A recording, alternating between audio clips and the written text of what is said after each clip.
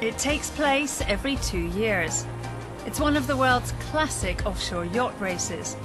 And this year's Rolex Fastnet is the biggest ever.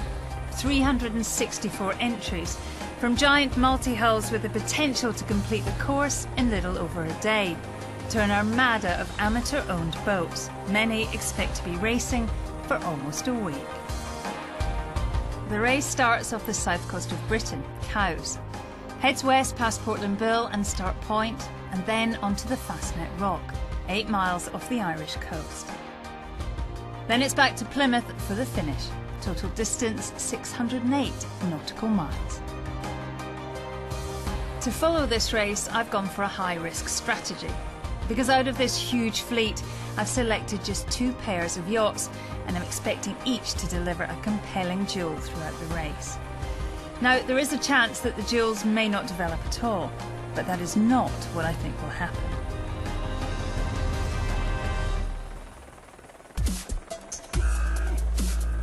The first duel I'm forecasting is between 2 professional teams who will both compete in a race around the planet next year.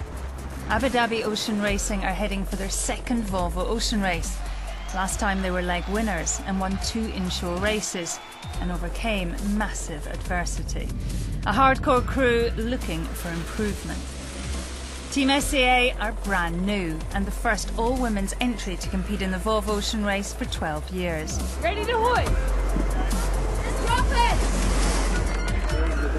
Main on. Okay, hold. I was with them in April at selection trials, where the sheer physical demands made world-class sailors look like they were playing a new game. The strength and power required to sail these boats becomes pretty apparent pretty quickly. I mean, just to put a sail away required on more than half the crew is hard. With 3 more months of relentless training alone, it's time for this team to see how much progress has been made. The Fastnet will be their first ever race. It's very early for us yet to be racing. The things that we've been training, you know, if we go out and do them well, and we do them well under the pressure of racing and at night, then, then I think we're doing a good job.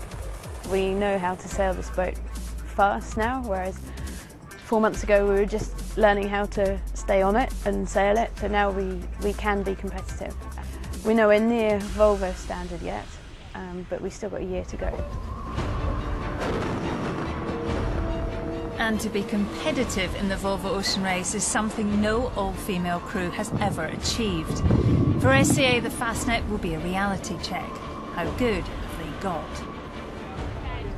Although competing with 3 of their male coaches on board, the female crew will be lining up against the much more experienced Abu Dhabi Ocean Racing. In the last Fastnet, their skipper, double Olympic medalist Ian Walker, led his team to a record-breaking time for monohulls in the race. 1 day, 18 hours, 39 minutes. Can I come up now? Yep, you're free to go where you want. Hold the trim, get the J4 out the Sky Guy quickly, and get the jib sheet the other side of it when it comes down, all right? Ian's in his element. I mean, he's skipper of the boat, he's coach, he's navigating, he brings a tremendous energy to the whole thing. All right, fellas, so standby board down. Ian, you think back 2 years, brand new boat out the box, and you win the Fastnet race. It must have been pretty special coming into Plymouth. Oh yeah, it was great. It was really exciting. It was a very tight finish. If you'd seen us the week before, we were desperately trying to get the boat working. I wasn't even sure we were going to be able to tack out the Solent, so it was a big relief, a big boost. And it was a great race. It was perfect for these boats. Both teams are using the Fastnet as part of their training for the Volvo Ocean Race. Both are trialling new crew. But both are likely to find the chance to go head-to-head irresistible. For the women's crew on SCA to beat an all-male team in their first ever race would be a massive boost. And a surprise. Not one that Walker would like to hand to them.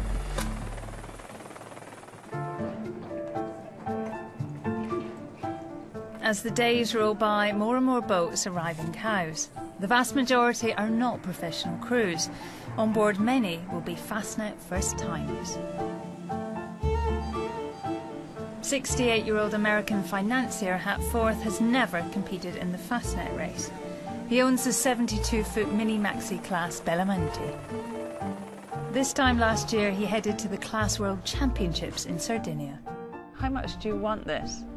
This is extraordinarily important to me. I obviously have come to win.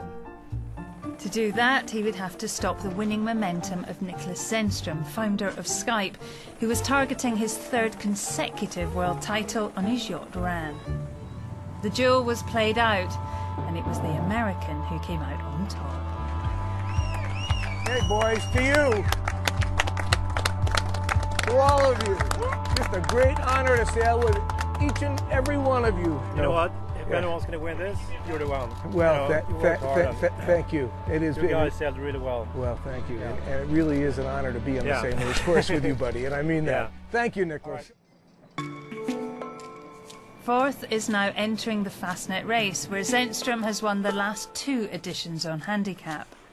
It feels like, you know, he's come this week to spoil your party and stop you winning for the 3rd time. Sure. I mean, for us, it's a big challenge and of course a big opportunity to go for a third consecutive win. But I also know for Hap, it's been on his list for a long time.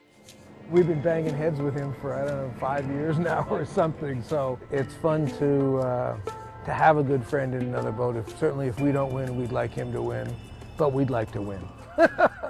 That's the reason we're here. We've come a long way, you know. What do they say about silver? You know, you don't win silver, you lose gold. Can the American 4th spoil Zennström's party again?